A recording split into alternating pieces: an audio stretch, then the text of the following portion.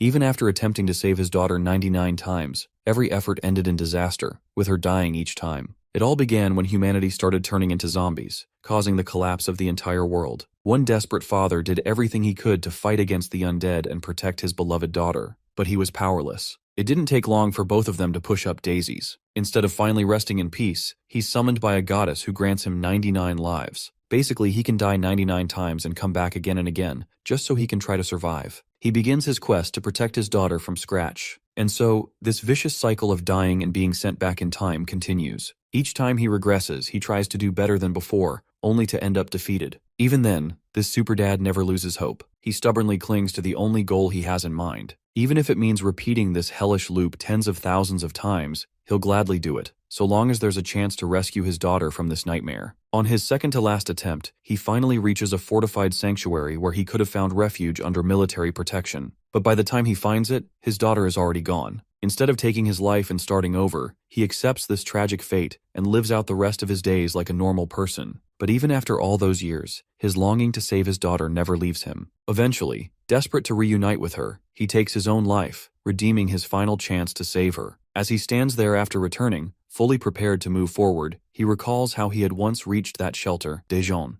but he was never able to make it there with his daughter alive. And it was all because of his past mistakes. This time he's ready. Equipped with every ounce of experience he's gained throughout this brutal journey, he assures himself that he won't repeat those mistakes. He opens the front gate cautiously, determined to finally begin his journey to Dijon. But he's hit with a reality check he never anticipated. Unlike previous attempts, where the area was clear, this time his doorstep is overrun with the undead. The entire street is swarming with zombies, rushing in like it's a Black Friday sale on toilet paper. This unprecedented development leaves him frozen in shock. After all, in 99 tries, he's never once seen something like this. The undead don't even let him finish his inner monologue before they're already on him. His daughter snaps him out of it. He quickly pushes her back into the house and slams the door shut behind him, sacrificing himself just to buy her a little more time. She pleads with him, begging for him to open the door, but this giga-chad of a man is dead set on taking this L alone. Even as his flesh is ripped apart, he clenches his jaw. No way in hell this is enough to shake his will, not when he's come this far. After experiencing death nearly 99 times, getting torn apart once more doesn't faze him. Images flash through his mind, warm memories of the bond he once shared with his daughter when she was just a toddler. Just like he adored her back then, he adores her just as fiercely now. That unbreakable bond reignites his determination. He refuses to die a pathetic death at the hands of these damned monsters. Something inside him awakens. An inhuman strength surges through his body. With one powerful push, he lifts a dozen zombies on his shoulders and flings them like trash bags in every direction. It's as if the couch potato dad just transformed into a super dad, powered by pure love. One unfortunate zombie thinks it's a good idea to challenge him. It learns the hard way. The dad rips through the horde like they're paper. When one zombie bites him, he bites back, with 10 times the force. At the same time, he drills his fist straight through another corpse's chest. And then, leaping into the air, he slams a zombie into the ground like a goddamn meteor. Even the remaining brain-dead ones seem to realize they messed with the wrong dad. Now he's out here aura farming, rocking a body that looks like it was forged in war. A single glare from this devoted father is enough to send the undead retreating in fear. Meanwhile, his daughter has calmed down inside the house. The gate creaks open, and light of hope pours in. The sight on the other side of the door makes her heart skip a beat momentarily. Her father stands before her, alive, powerful, and built like a Greek god, his jacked body radiating strength and aura. A body that could make single moms across the city weak in the knees. Entering day 7 of the outbreak, we shift the perspective to the capital Seoul. In the Mapo district, there is a specific grocery haven called the A-Mart. Why is that information important? Because in the next scene, we come to discover a group of soldiers angrily guarding at the entrance, questioning how 2 survivors managed to come all the way here, especially when the entire district is swarming with zombies. Looming over from the dark, Minsok grows closer, while the egghead soldier becomes so angry that I'm starting to think his head will explode. By the way, just about every single one of them are currently aiming right at our boy, ready to shoot at any moment. The man in charge questions what happened to our guy's face, and he funnily concludes that Minsok must be some kind of celebrity for wearing those cool sunglasses. That's a hilarious conclusion, but it's a favorable one, I guess. Making her debut in the story, a baddie captain steps up and tells both of them to get lost. This woman is dubbed the Black Widow, and I'm guessing after dying in Avengers Endgame, Natasha reincarnated into this story. Anyway, Cha Hyeri is pretty adamant about her stance, and deeply distrusts the two of them, declaring that they won't find any shelter here so they should get moving. She even makes a point by going all up in his damn face just to say fudge off. But to the surprise of her two big personalities, Min-seok starts frowning about his daughter's deteriorating condition. He claims that after traveling aimlessly for an entire week, Dami's asthma condition is becoming concerning. Long story short, he begs her to save his daughter, and thanks to his Oscar-winning acting skills, Bro goes as far as to say that he's fine sacrificing his own life as long as they protect his beloved child. His display of affection for his daughter leaves the captain baffled for one moment, and then pissed off in the next. Even Egghead from earlier thinks it's a stupid stunt coming from Min-seok, especially when their captain is a cold brute who doesn't really give a flying fuck about anyone's emotions. And then we cut to the funniest part of the chapter. Egghead turns his head and his jaw drops after seeing his captain's pathetic face. Girl can barely contain her emotions after hearing the story, and ends up having a change of heart. Hyeri allows the two of them to join the survivors, justifying that they need more manpower. But everyone knows it's not because of that, because deep down she seems like a softie. But let's expertly break down what really went down. You see, this man Min-seok is one hell of a gaslighter, and I really mean that. Bro actually smiles to see the captain's unchanging nature. In his previous encounters with her, he learned that she's a retired soldier, and yet, Hyeri became responsible for gathering a great deal of survivors, and did everything to protect the shelter. On the exterior, she's the most brutal woman one can imagine, so much so that it's best to compare her to a merciless serpent. But actually, her one single weak spot is hearing sob stories of parents sacrificing their lives for their children. That's how he meticulously exploited her in his encounter. But Dami is pretty damn pissed off about his stunt just now, because she didn't like the fact that he was ready to abandon her. Still, she keeps up her facade of being an asthma patient and keeps coughing like a dead rat. Even the soldier is annoyed, but the reality is, only Min-seok knows the truth. He can see that his daughter's mental condition is at an all-time low, even worse than all of his previous runs. It's important to secure her safety firsthand.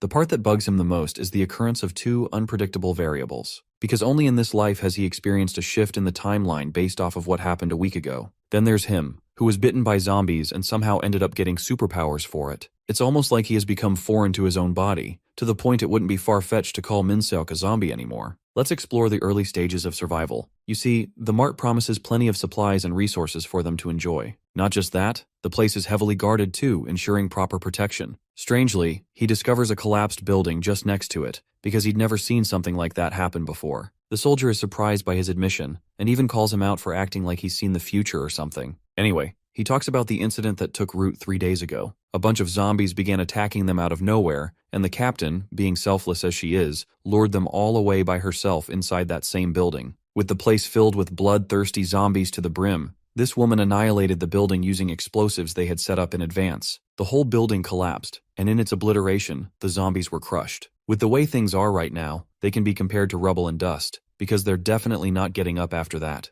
And even if some survived, they can't escape the collapsed building. Suddenly the soldier looks at Min-seok, who appears to have a frightened look on his face. At first, Egghead begins to laugh, mocking him for acting like some zombies are going to come out of nowhere. But that's the irony, because right as he says those words, a goddamn colossal zombie creeps up from behind. The fat father of all crazies towers over the tiny soldier, rearing its terrifying mutated appearance. The same Egghead is reduced to a puddle without words, and well, bro fucked around a bit too much and is about to find out. The colossal beast raises its arm before unleashing its titanic punch, decimating the human with a single attack. But that's not all. This same zombie makes its way to Captain Hyeri and nearly gets her too. Thanks to her incredible evasive abilities, the baddie is able to dodge just in time, while her men are shocked at the sight of zombies and wonder where they even came from. Readying her units at once, she commands them to open fire at the ugly bastard. The soldiers unleash a wave of gunfire, but big old Steve over here literally eats all of their bullets and aurifarms at the same time. The monstrous creature releases a deafening roar before lunging itself upon the soldiers.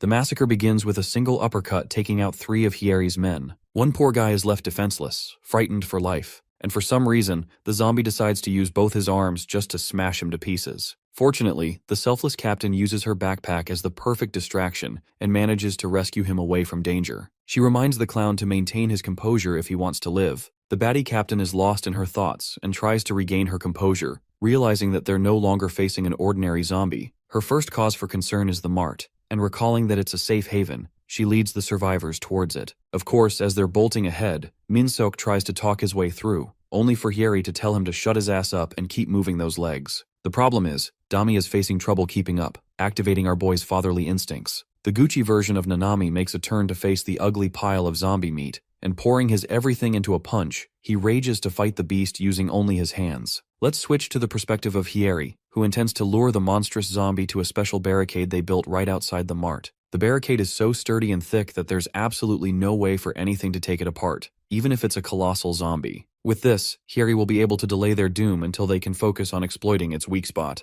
But then, a horrific realization looms over her when she spots the survivors waiting on the first floor. I'm gonna take a pause and admire that gyat, because clearly Hieri's perfect in every way. Anyway, the severity of the situation has just become so much worse with the rest of the survivors waiting here. This causes for a change of plans, as the captain makes an immediate halt, cursing at the situation. She's not gonna let the monster hurt these people, so she intends to distract it all on her own. Now that's how you write a badass female character. But when Hieri turns to look at Dami, she's astonished that her father's nowhere to be found. The captain gets infuriated because she did all of that effort just for Dami's dad to abandon his own daughter. The girl points the captain to a different direction, implying that Minseok's over there. Surprised but still caked out, the captain gazes at the scene in sheer astonishment. You see, she's actually seeing our boy bash the ever-living daylights out of the zombie's head, crushing it and smashing it until its head is all battered. Minseok finally ends the zombie's life with one final attack, leaving even the battle-hardened soldiers at a loss for words. The scene is so gruesome that the survivors can't bear to look at it.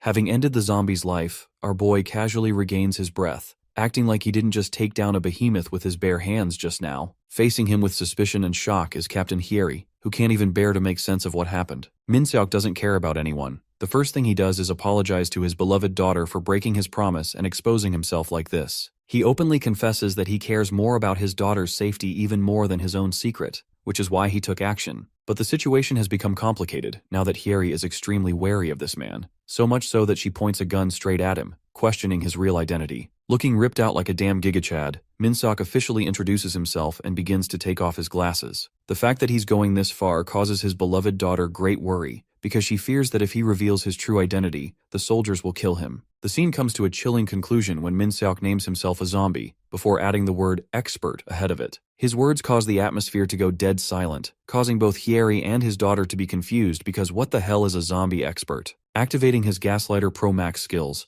Minseok explains that ever since the outbreak of the apocalypse, he's been going around analyzing the weaknesses of each zombie and what makes them vulnerable. That's how he was able to kill the beefy dude earlier, and that he's actually thrilled to help them all. At first, Hieri looks at him with a smile, pleasantly laughing at his excuse. But then she goes batshit crazy and puts a knife to his throat, showing that she doesn't buy his fuck-ass story one bit. When Dami tries to intervene, she tells her to shut up, because the fact of the matter is clear. This man, being the ordinary human that he is, was able to smash a creature to bits with his bare hands, the same zombie that appeared invincible in the face of bullets. But even more suspicious are his dark red eyes, no different than the zombies. Going all up in his face, she demands to know if Minseok is even human at this point. And damn, the girl is a few inches away from practically kissing him at this point. Zombie Papa denies her words, stating that the bullets from earlier actually did achieve a considerable amount of damage. The captain is confused, so he further adds that the zombie was already pretty damn weak from the bullets alone. All he had to do was finish the fight by dealing the final blow. This class of zombies is called the Eater class, and they're formed when multiple zombies fuse together. Man, these zombies are taking inspiration from the fusion dance of Dragon Ball Z. Thanks to their fused bodies, they gain another level of impenetrable durability. However,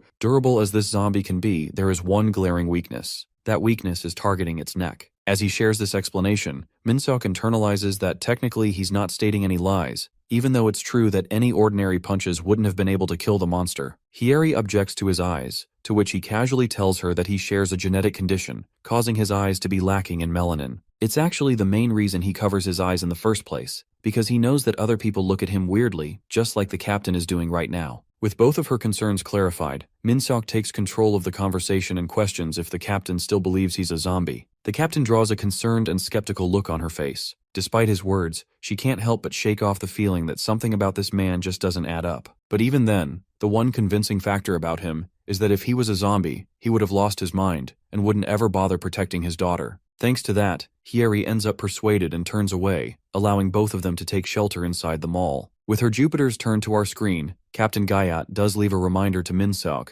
that she's going to be keeping a close eye on this so-called expert. Ultimately, Hieri takes a second to process the loss of her men, feeling extremely guilty over the scene. Right away, two of her soldiers quickly come up to check on her state. The captain wastes no time and bashes one of the guy's knees, making him drop to the ground in agony. The reason she's doing this is to punish the idiots for not following her orders. Because of their disobedience to evacuate the civilians to the underground level, they nearly jeopardized the safety of all the survivors. Hiyeri learns that these clowns ended up panicking and forgot about her orders, but she's even more pissed because their mistake could have cost the lives of everyone in the mall. Giving them a terrifying glare, she strongly expresses that she's going to be the one killing them next time if they make another blunder. Saying so, she walks away in frustration. But apparently the guy she kicked appears to have some kind of resentment towards her, implying that something's going to happen in the future. Anyway, let's go back to the mart. On the inside, the survivors are resting, including Minseok and his daughter. Dami is genuinely glad that his secret didn't come out, because she was terrified when he started talking. She also can't believe that her papa over here can lie while acting naturally. Minseok expresses that Hiyeri isn't the type of person who was going to be convinced easily, so he had to give it his all. The way he talks about her makes Dami wonder if they know each other. Her words cause a memory flooding down in our boy's mind. In reality, in most of the regressions he experienced, he formed a really good relationship with the captain, which is why he knows her so well. Of course, he doesn't let his daughter know about any of this. Interestingly, Dami is surprised her father knows about the term bluff, because it's a term only the kids know apparently. Zombie Papa smiles at her and reveals that she's the one who taught him all of that. In fact, thanks to the 100 lifetimes they shared, he was able to learn a lot from her. Dami is really impressed, even though she doesn't remember any of it, while her father decides to go off and fetch her a good meal. The girl is genuinely confused and tries her best to remember, but seeing her confused and cute state only makes Minseok happier. You see, when he actually got his new powers, his daughter wanted him to make a promise. She wanted him to keep his secret to his dying grave, because if they came to know more about him, they'll hurt him out of fear. That's how they came to protect his secret, and in reality, his daughter is actually right.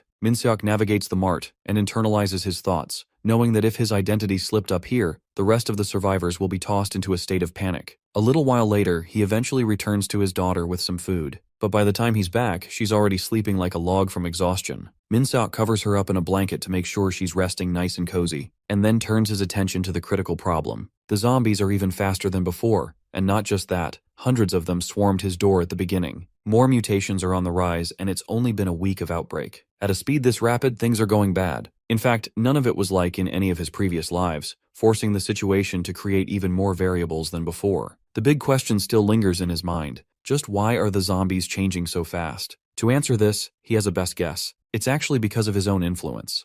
The scene cuts to the cityscape, and just outside of it, hundreds of mutated zombies are drawing closer and closer. With every step they take, Minseok senses them and feels their arrival. It's as if the entire horde is out to hunt him and his daughter, to put an end to the one man that could stop them. Though he's uncertain if these zombies fear him, or whether they're disturbed by his existence, the only undeniable fact is that these bloodthirsty bastards view him as a variable from their side too. He's the only man capable of stopping him. So what does our boy do? He goes right outside the city, meeting them before they could even invade. Standing all on his own in the middle of nowhere, he welcomes the gathered horde for making his job a hell of a lot easier. Minseok has arrived with a ladder in hand, because of course my man has to style for extra points. As the horde of terrifying zombies stare him down, he welcomes them to start the show. But first off, Bro breaks the ladder in two, arming himself with the ultimate weapon of destruction, stronger than any gun. Minseok hopes to end this fight before his daughter wakes up, because he's gonna go and have to cook her a nice meal. The confidence this man is radiating is through the roof. So as you can expect, the ugly fuckers march ahead to attack him. Dozens of them at once are mounting on top of each other, just to get a chance to tear the human before them. In response, Ladderman ravages ahead, slicing and nailing the zombies with a speed so insane that they don't even have the time to react. He's not just dealing with regular zombies, mind you, but mutations too. Bro is bashing their skulls in, kicking them down and punching so hard that it only takes one damn hit to annihilate an Eater-class zombie for him. With that thing pulverized, he turns to the dozen other mutations, who unleash some kind of explosive to take him out. Yup, these zombies out here attempting Kai blasts too now. But not to worry, because the Ladderman jumps all the way to the top and descends with a shockwave, destroying all of them at once. He also whips out his trusty axes to slice and dice them with even faster speeds. Seconds turn into minutes as he goes on to unleash his fury. A six-armed ugly-faced zombie tries to stop him, only to get his face stomped in the face Gojo Satoru style. Bro chops off its head with maximum aura, all the while his daughter is fast asleep. In the next scene, Dami ends up waking up, stretching her body as she meets the sight of her beloved father. Yes, the same guy who probably annihilated 100 zombies earlier is back before she even woke up. And not just that, man's got a meal ready too. A nice breakfast with a heart for Dami, knowing that she must feel hungry after everything that happened. She's pretty happy and smiles at him before digging in. In the next scene, the perspective shifts to the captain's office. Her men have come to inform her about the enormous sounds they heard past midnight. Shockingly, when they arrived at the scene, what they discovered completely left them speechless. All of the zombies had been massacred and wiped clean. Hiyeri slams the table, questioning how the hell something like that could even happen, or if the zombies began tearing each other apart. The soldier explains that though he couldn't believe the situation, it's what he saw with his own eyes. In the span of 4 hours, all of the zombies in the vicinity were demolished. Then suddenly an idea sparks her mind. Hiyeri suggests her men gather the survivors, because they've finally secured themselves the golden chance to escape the mart. Shifting to the perspective of the survivors, they peer their eyes to the shock of a beautiful and quiet day. Though there's blood on the streets, it's shocking that not a single zombie has been spotted nearby. The people begin to celebrate, even wondering where the zombies went. One of them even mentions how there's no sound of their grunting and roaring. All signs point to one possibility, that miraculously, all of the zombies have exited the area.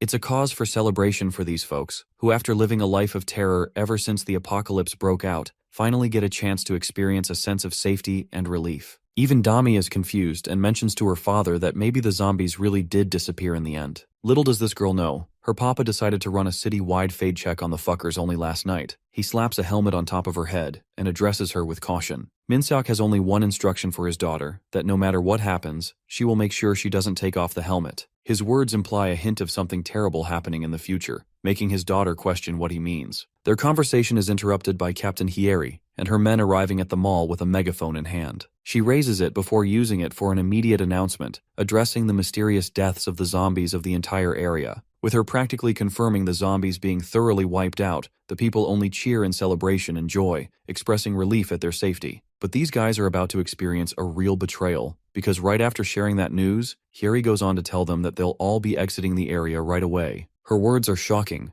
and extremely baffling for the survivors who finally had a chance to have a break. They express their clear objections to leaving, sharing that there isn't any need to evacuate with the zombies gone. To that, Hiyeri decides to share a new piece of information with them. Only 3 days ago, they lost radio communication with another unit called the 2nd Mechanized Infantry Brigade. This wasn't your average brigade because it managed to survive all of the atrocities in the Gyeonggi region. What's even more impressive is that they've got proper armored vehicles and a powerful force, allowing them to easily guard and protect any surviving civilians. Though her words are supposed to be optimistic, her announcement throws everyone in a sudden panic. The survivors just can't accept throwing their lives away based on a single radio call that they can't even confirm anymore. They've all got their own complaints, while Hiyeri assures them with conviction that she knows someone from the other side. Codenamed the Blue Hawk, there's a competent soldier leading the brigade. I have to pause and admire that sculpted back. It's like Bro's back has its own back. Anyway, the problem is, even though Hiyeri knows this guy and trusts him completely, the same can't be said for the dozens of survivors who don't know any better. They just can't accept throwing themselves in immediate danger based off of a radio transmission.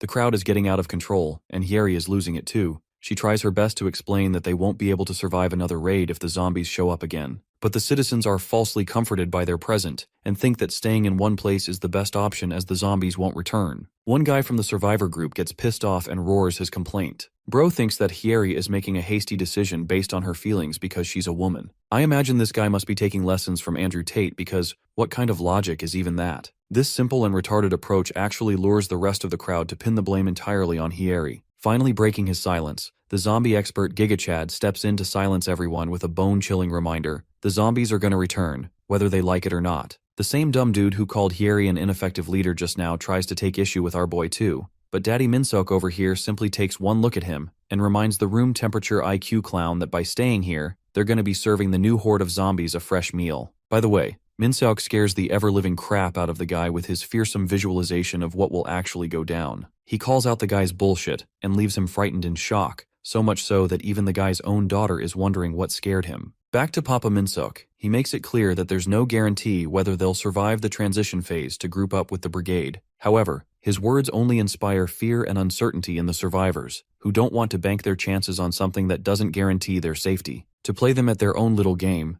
Minseok stands against the crowd and decides to ask them a little question. What happens if these guys stopped receiving any help from the soldiers and didn't listen to sensible orders? His reasonable question puts the crowd in a state of contemplation as they begin to bicker against each other. All of a sudden, certain supporters from the crowd actually start believing in Hiyeri's approach, realizing that they got zero shot of surviving the apocalypse with the help of the soldiers. Clark Kent over here with the glasses even declares that the only reason they survived thus far is thanks to the help of Hiyeri's group. That one simple question ends up regaining their faith, as they cheer and chant to trust the decisions of their leaders to survive the apocalypse. Though she achieved her goal, Hyeri is left stupefied from what happened. Just now, she was losing her temper against the crowd's objections. And yet, this so-called zombie expert came in with a single question and convinced everyone to follow her. At this point, her head is filled with the idea of finding more about this handsome blonde who keeps on doing miraculous shit. Hilariously, Minseok tells her he doesn't want any credit, even though Hyeri didn't even thank him yet, implying that he can read her like a book. The thing about our boy is that Papa Minseok over here has had about 100 lifetime experiences of being put in dangerous situations, where negotiating was the only way out for their survival. That's how he knows how to defuse and handle them now. At the same time, he assures Hyeri that he's just doing this for his daughter's protection. Extending his hand, the zombie expert encourages Hyeri that he trusts her completely, and knows that she's going to lead them all to success. The woman is astonished by his ridiculous belief in her, but she chooses to focus on what's more important by announcing the start of the escape operation. Declaring herself as Captain Cha Hyeri and their leader, she promises to leave no one behind during this mission. So in the next scene, thanks to the support of buses and other support vehicles, they're able to navigate through the bloodbath on the roads. We get a shot of Dami, who appears to be annoyed, and I'm guessing it's either because of that goofy helmet or that she didn't get to sit next to her father. Leading the operation at the forefront is Hyeri, who steers clear of any danger in their path. At long last, they manage to cross the Han River, which is something that can be considered a monumental achievement ever since the apocalypse broke out. Hyeri doesn't break composure and tells her men to focus up, because they've got other issues to worry about. Speaking of issues, the soldiers unfortunately spot a bunch of grueling zombies in the distance.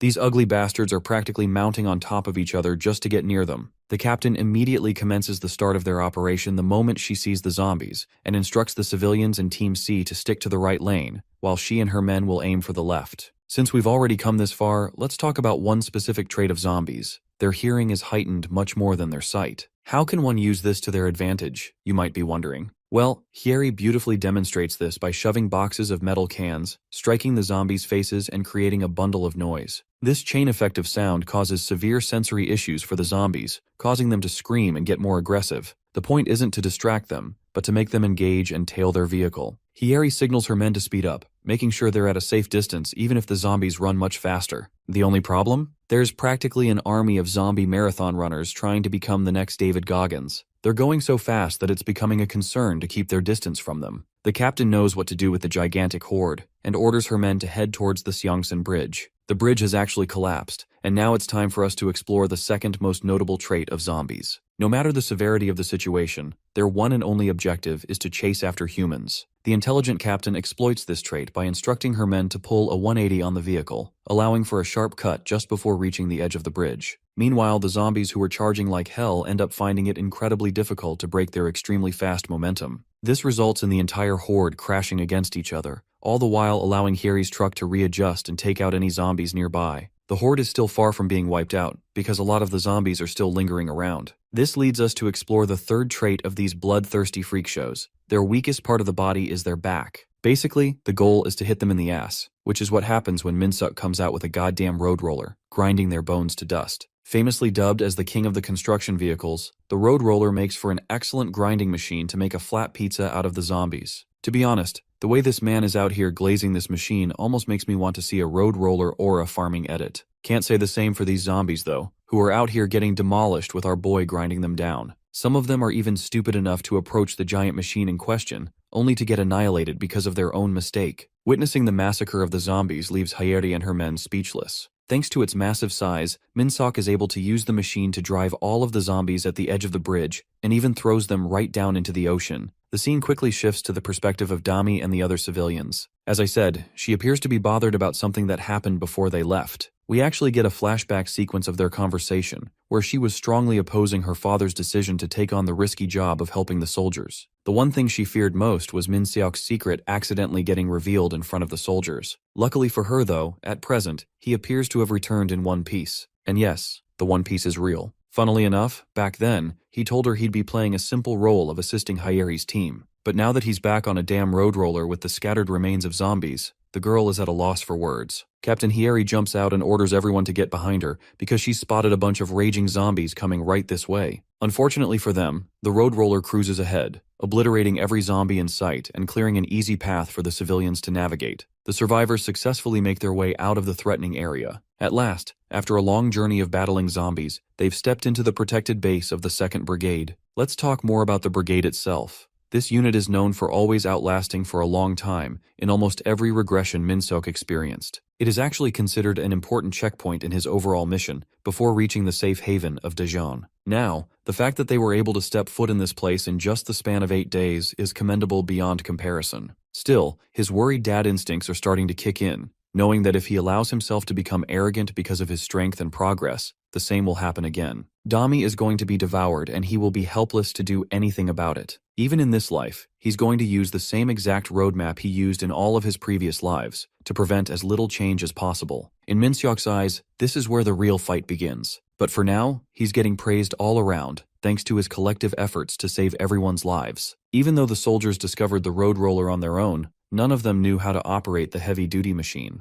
The fact that the zombie expert appears to have some knowledge of it makes them wonder if he's got a background as a construction worker. Minseok denies such claims, and actually reveals that he managed to learn it so that he could help survive better. In a nutshell, they're here without any casualties, which the captain is grateful for. Hilariously, she actually thanks him, but our boy doesn't let it go. He teases her and tries to get another show of gratitude from her, only to get a snappy "shut up" in his face. Their moment is interrupted by the welcoming Sergeant Lee In-hui of the 2nd Infantry Brigade, who salutes the captain with great respect, having anticipated her arrival. Hyeri is rather stunned that these people know about her, something that the sergeant confirms that they heard from Colonel Cha that Hyeri would be arriving soon. At first, Hyeri is stunned, but hilariously the sergeant also shares that the colonel specifically told them to look out for a stubborn female officer, which is something that makes all her men laugh. Ticked off, she looks at them with the glare of death, and demands to know Colonel Cha's location. She's told that he's at the rear gate, as apparently some zombies have arrived out of nowhere. Now this is a shocking realization for the captain,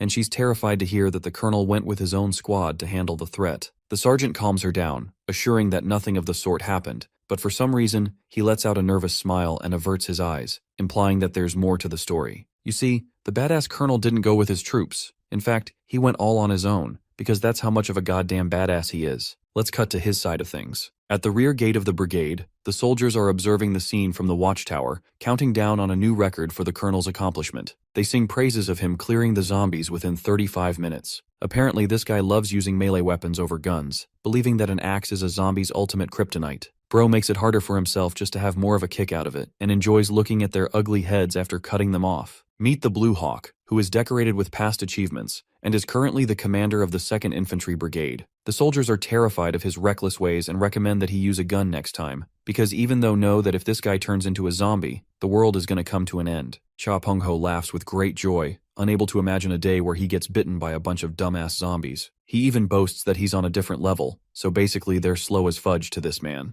Peng-ho is in a class of his own and has ultimately understood their fighting style. Bro even disses his own men, calling them dead weight, which is why he doesn't allow them to join him in a fight. Though the soldiers are offended, they know he's speaking facts. Having cleared the entire group all on his own, the Blue Hawk starts to feel the pain in his joints, unfortunately a consequence of his age. Still, he's bored as hell killing zombies every day, without anyone stepping up to prove him a challenge. Well, I guess his wish is granted because one of the Eater-class zombies actually gets back up again, showing that it's still not down for the count. Peng-ho is astonished to see the creature smiling at him. The vicious zombie lunges at him like a sleep paralysis demon, but before the zombie can do anything, our boy steps over it with his road roller, making tomato paste out of it. The soldiers are at a loss for words, while the colonel is instantly put on guard. Remember his words from earlier, about how he's on a different level and can sense the strength of a zombie? Well, here's the thing. With every step our boy takes, Colonel Cha Peng-ho sees the literal incarnation of death looming over Minseok's body. It's as if he's just uncovered the strongest zombie to date. But to confuse him even more, Minseok introduces himself casually, appearing no different than a human as he mentions his travels with Captain Hyeri. The guy just wants to help out, but the Blue Hawk senses so much terror coming from him that he literally proceeds to assault Minseok at full force. And I'm not even joking. This man looks like he put everything into that axe swing. As his attack is about to connect, the soldiers find themselves frightened to see their colonel attacking innocent civilians like he's gone mad or something. But to their astonishment, the ordinary human, Minseok, has caught the axe with one hand, something considered practically impossible to do at that speed. Minseok's mere presence terrifies the colonel to the point he issues a command to raise an immediate red alert, declaring that the man standing in front of him is not a human, but a monster. Of course, even our boy understands that he can't fool this guy like all the others. So he starts off by name-dropping the colonel's identity, before punching the same axe with so much strength that it breaks apart to pieces. Min-seok insists that he's interested in staying here, so the first thing he's going to do is convince this man that he's clean. At the same time, knowing how the colonel handles things, the zombie expert understands that his words won't be enough. So this time, he'll play the game that Pung Ho loves most. The colonel shows a hint of joy in his smile as the man before him locks up his stance for a fight. The colonel interprets his fighting stance as an invitation to fight. Of course, without even thinking of another thought, the man undoes his straps for a brawl. The Blue Hawk has seen all kinds of crazy fools in his life, but he had no idea that someone like Min-seok would already know of his interest in a fight. The colonel focuses his full attention on our protagonist and launches himself like a nuke descending from the sky, desperately hoping to unravel the mystery of someone like Min-seok. The scene cuts to the soldiers executing the colonel's orders, issuing code red as an alarming warning to its inhabitants. Shocked, Hyeri questions what the hell is going on, but the soldiers aren't ready to say anything yet. They just want to follow orders for now. Suddenly, Captain Guak comes out of the blue, and before Hyeri can even ask him any questions, the man has the audacity to put up a gun in her face, pissing her off. Captain Guak is on high alert because he knows that the monster that attacked their leader just now seems to have some sort of connection with Hyeri after revealing her name. This basically implies that she is also a threat. The word monster baffles her until the soldiers expose Ryu Min-seok's full name according to his own words. Yet again, no one knows about the man's identity, not aside from the outsiders who came to the base. The most worried of all is actually Min-seok's beloved daughter, who seems to fear for her father's sake. Going back to the scene of the battle, this man is out here embracing the power of Saitama. Just a single punch is able to annihilate an entire wall, frightening the colonel as he dodges the attack. The shattered wall is more than enough proof that this man has powers beyond that of a human. In fact, the Blue Hawk thinks that it's almost hilarious that our boy is still holding on to his identity as a human. The colonel's kick is blocked by Min-seok's superhuman reflexes, and not just that. 1 second he's there, blocking the kick, and the very next second, he vanishes into thin air and even has enough time to go all the way around the colonel. Min-seok is ready to destroy this man. But no joke, the Blue Hawk is still crazy fast because he's able to dodge the punch, even after being caught off guard. In that same instance, the colonel retaliates with a powerful jab to Min-seok's face, hitting him clean and dealing some damage. It's crazy to think that he's facing a superhuman zombie and still holding his ground. What a badass. With both of them catching their breath, the colonel grabs Min-seok's collar, accusing him of fucking around and holding back a ton of his strength. That's actually the main reason why he was able to dodge the earlier punch without getting annihilated too. To that, Min-seok confirms his thoughts, agreeing that he is indeed holding back a ton of his strength, because if he truly did go all out, it would result in the colonel's death, and he doesn't want that. The thing is, this isn't just an empty threat that a scrawny kid throws off after a fight with you in the streets. This is coming from a guy who is able to punch literal walls and shatter them. It's not easy for the colonel to accept, but it's true. From the moment they started fighting to until now, every single fiber of his body screamed that there was a towering gap between the two of them. Confused and lost, the colonel scavenges for an explanation, questioning his motives. To put it simply, our boy reveals that he's come here for the simple act of demanding protection. His words are so hilarious that the colonel bursts into a loud laugh, right in his damn face. His reaction is justified, because he just faced the strongest dude on the planet, and this same guy is now asking for protection. Anyone would laugh at that. But then, Min-seok reveals his true cause for concern. He isn't worried about himself, but rather his beloved daughter, Ryu Dami, who is currently surrounded by the soldiers alongside Hyeri. Despite having overwhelming strength, the gentle father only asks for the protection of his daughter, for a chance to stay under the brigade's shelter. His words aren't enough, and he knows that, so Min-seok even gets on his knees. Now that's true love. He doesn't even care about his own ego. He just submitted knowing that it will ensure his daughter's survival. And for that,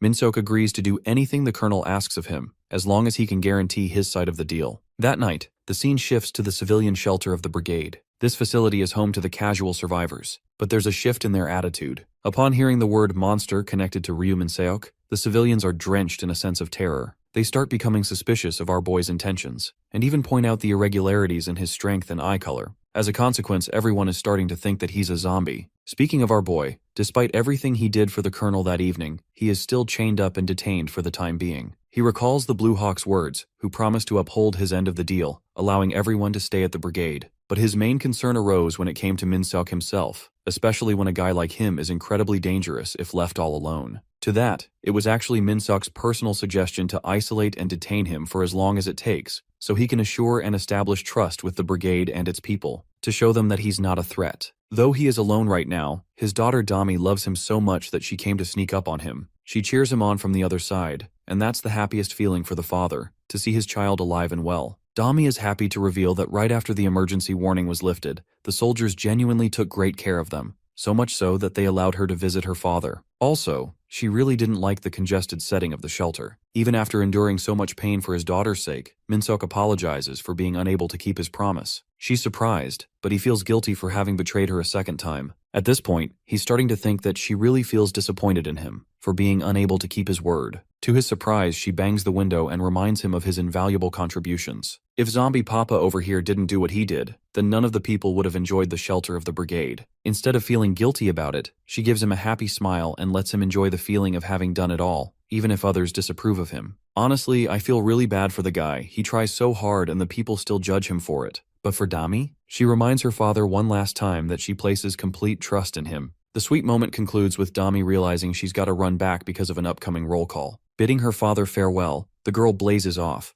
leaving Min-seok satisfied to see her, even in his detained position. But here's the reality. Every step that Dami takes, her emotions engulf and overwhelm her. At a certain point, she begins to weep, which implies that she really did her best to keep a happy face in front of her father. As for Min-seok, he is the exact same. Though they melt at each other's embrace, the reality is, they both feel really bad for being away from each other. A light of hope shines as a certain someone visits Min-seok's cell. It's the sergeant, and he's come to collect him for a meeting with the colonel. In the next scene, the Blue Hawk points to a particular location on the map. It's a station where they suspect multiple survivors to be alive. They actually revealed a signal a few minutes ago, confirming their suspicions. However, among the signals they received, there also appears to be a strange frequency, one that they've yet to identify the cause of. Speed is considered imperative for this operation, and that means their numbers must be efficient to tactically handle everything. This is the reason the colonel has gathered an elite squad, and that squad comprises only 2 people. One is the man himself, the colonel, and the second is our boy Min-seok. Something tells me they're about to run the meanest fade check on these zombies with their 2-man squad.